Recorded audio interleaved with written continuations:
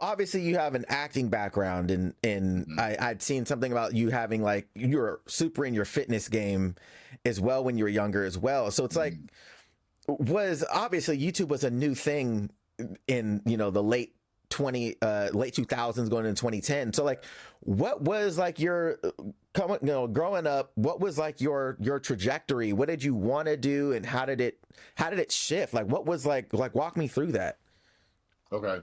Well, I mean, when I was younger, I was one of the fastest kids in town. So my whole Oh thing wow. was, yeah, I wanted to be, a world-class sprinter, So in high school, when I graduated, I was the fastest guy in the school. Hadn't broken any records because I wasn't a hard worker. I Mm. was a guy who leaned on my talent. Yeah. I Mm. like that to it. And I wasn't arrogant. However, when the coach said work hard, I was like, why? And some you might hear that as arrogance, but I was just like, why? The race is 4 weeks from now. And as a young guy, young guys are stupid sometimes.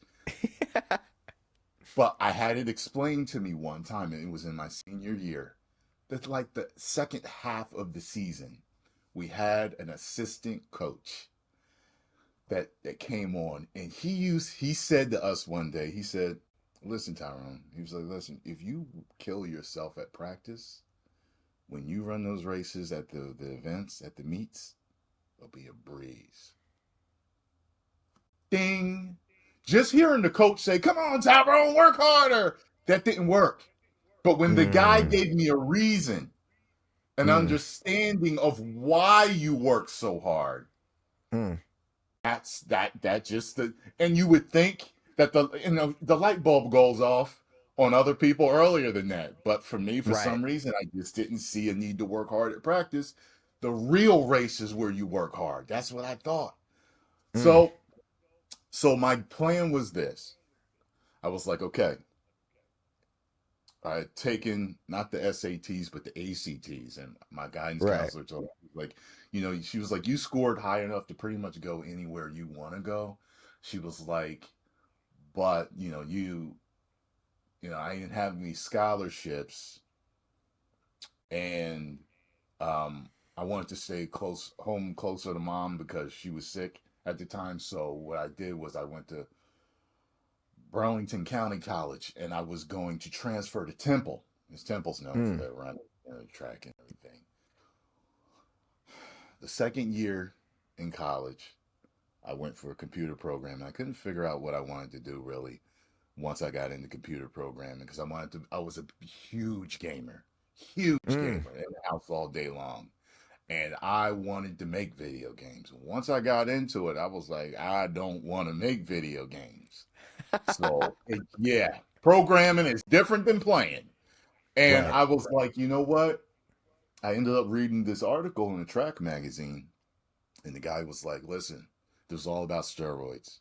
And he was like, listen, all the top guys are on it. And he said at that time, I remember this. He said, I'm telling you right now, I know personally two top sprinters, and they are the two top sprinters at this time that are on steroids. He wouldn't Wow. name them, but you know who they were? Donovan Bailey from Canada and Wow. Mike Johnson. Those were the two top guys at that time. Wow. And he Yes. said that, and I was like, I was always scared of steroids. Back then, always hearing Mm. about guys dying from heart attacks and liver failure Right. and kidney failure and all this stuff. And I was like, I can't be a top sprinter because I won't take steroids. So then I'm like, what the hell am I going to do? So Mm. that dream flushed right down the toilet. And I just got normal jobs. Like Mm. I worked at McDonald's. I was a very mediocre guy. I didn't want more out of life after Mm. that point. I worked at McDonald's. I worked at Wendy's. I worked at Was it like Caldor. was it like it just took the wind out of you for a second? Like is that It what took what it the felt like? yeah, it took the wind out of me, and my thing was just, all right, pay your bills.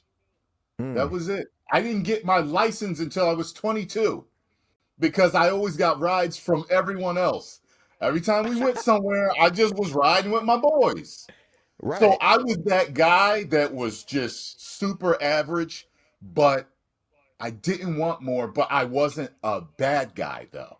I wasn't running the Right. streets. I wasn't getting girls pregnant. I wasn't fighting. I wasn't selling drugs. I wasn't doing none of that. I was just a nice guy, just super average. Mm. And what, let me see what happened. I ended up after Caldor and the restaurant jobs, I ended up getting a job waiting tables. Mm. And that brought more because I was timid.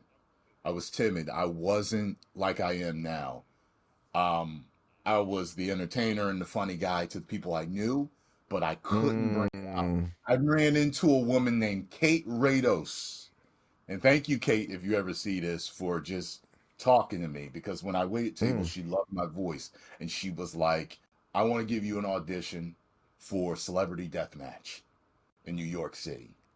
Oh, wow. So I went with my mom up there, totally green and raw. Right. And I know what I did wrong. I know what I did wrong. And I was auditioning for Shaquille O'Neal, which I could probably do now. Right. And who else? It was Shaquille versus Kobe or something. I can't remember. But I know I auditioned for that.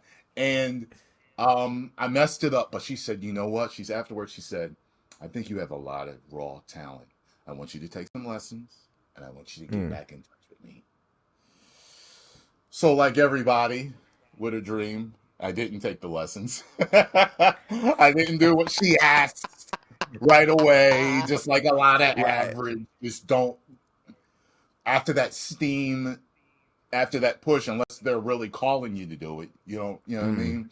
But my mom had a wonderful time coming there. She was proud of me and everything. So, um, after my mom ended up passing away like a year or two later after that.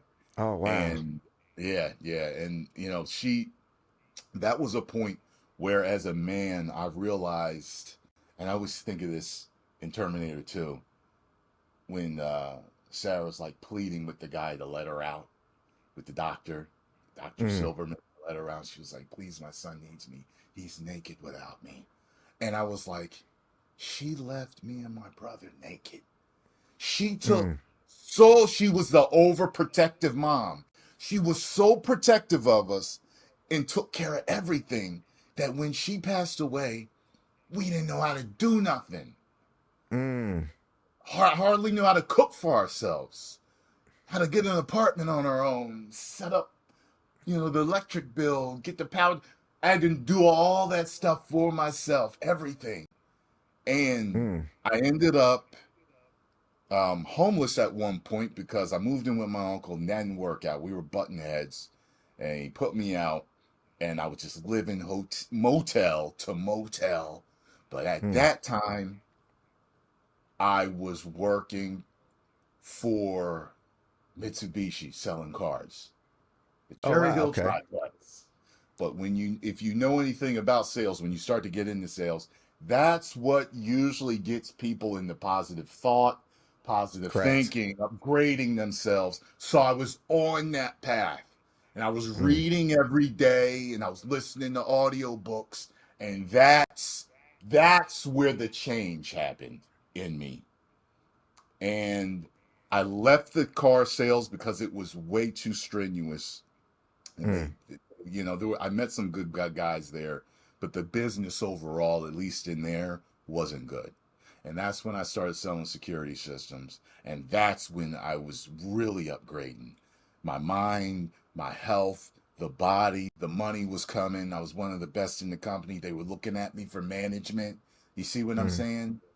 And then this is going to be funny to people, but you know how they tell you, you if you if you know someone who's done it, it makes it that more tangible.